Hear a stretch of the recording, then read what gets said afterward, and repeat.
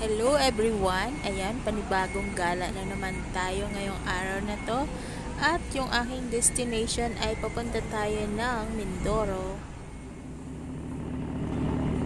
Ito na nga no, nakasakay na tayo dito sa may Ruru.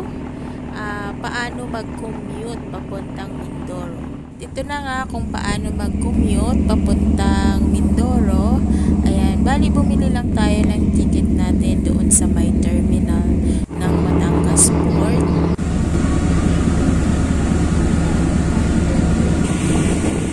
After mo makakuha ng ticket, after mo magbayad, ay dediretso ka na doon sa may barko.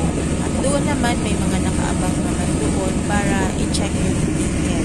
And then, pagkatapos noon ay sasakay ka na ng barko. Ayun nga, napakadali lang ng processing. Tapos yung biyahe, ang nakalagay doon ay 2 hours lang papunta sa may Balatero Port. Dahil first time ko rin naman makarating dito sa may Oriental Mindoro, syempre kinakabahan din ako. No? At ayun nga, marami naman pwedeng pagtanungan kung saan ka sasakay or saan ka bibili ng ticket. Saka hindi ka naman maliligaw kung ikaw ay magtatanong sa mga naka-standby doon sa may pier. Ayan, wag lang mahihiyang magtanong.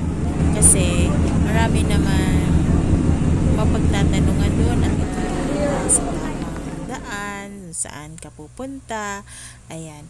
So, andito na tayo sa Balatero Port. Nakikita ko na yung kagandahan ng kamunduhan. Ayan. So, dahil medyo mabagal itong ating sinakyan na barko at umabot nga siya sa 3 hours papunta dito.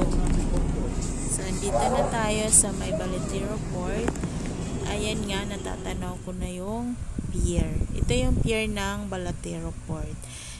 Ayan nga, nakababa na tayo ng barko. Dito naman sa part na to ay bibili tayo nung environmental fee. Magbabayad ng environmental fee. Dito na nga, nakapagbayad na tayo ng environmental fee na nagkakahalaga ng 120 pesos per head. Ayan. So, medyo mabigat din sa bulsa pero kailangan talaga magbayad bago magbukas pa dito sa Portugal.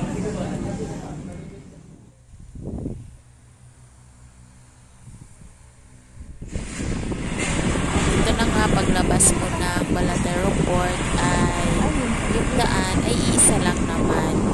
So, hindi ka naman pala maliligaw dito at maganda yung lugar. Paglabas mo dito sa Balatero Port ay ikaw ay kakanan patungo papunta sa White Beach. Ayan.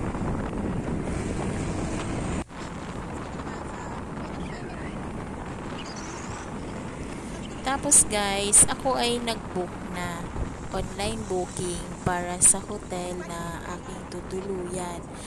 Kasi nga ayoko nang pagdating dito ay wala pa akong alam kung saan ako pupunta, maghahanap pa. So medyo nahirapan ako sa ganun. So ang ginawa ko ay nag-book na ako. At ito nga yung White Beach. May mga signboard naman at ikaw ay hindi naman maliligaw pala pagdating dito.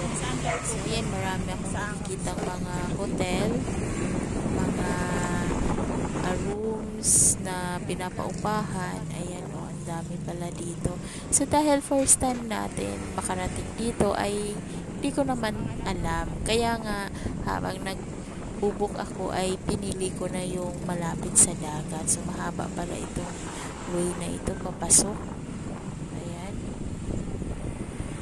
So ayan guys, thank you for watching.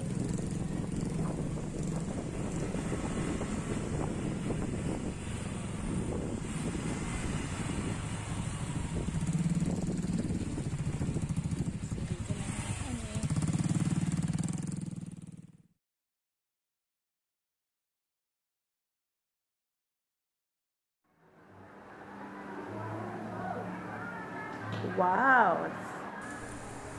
So, ayan na nga, nandito na ako sa may Dream Wave Resort dito sa may Puerto Galera. Ayan, ito yung view dahil hapon na at kasi kanina guys ay napakainit sa labas dahil nga dumating ako rito ng 2 p.m. So hindi ko talaga kayang lumabas kasi nga napakainit. Tsaka kaunti lang naman ang tao kanina. Kaya ako ay nagpahinga muna, nakatulog, ayan.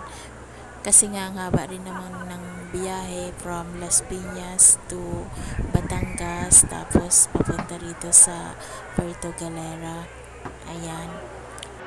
Ayan. So dito naman sa part na to ay kailangan mo magbayad ng 20 pesos para ikaw ay makapag-picture. Pero dahil sa wala naman akong dalang pera, ako ay hindi na nagpa-picture doon. Ayan nga, wala na talagang libre sa panahon ngayon.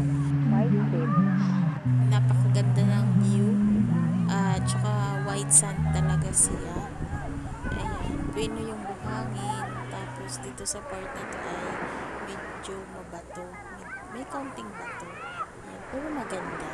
Ang linaw ng tubig. Thank you for watching guys. To be continue yung aking video para kinabukasan kung paano ulit bumalik, sumakay ng barko papuntang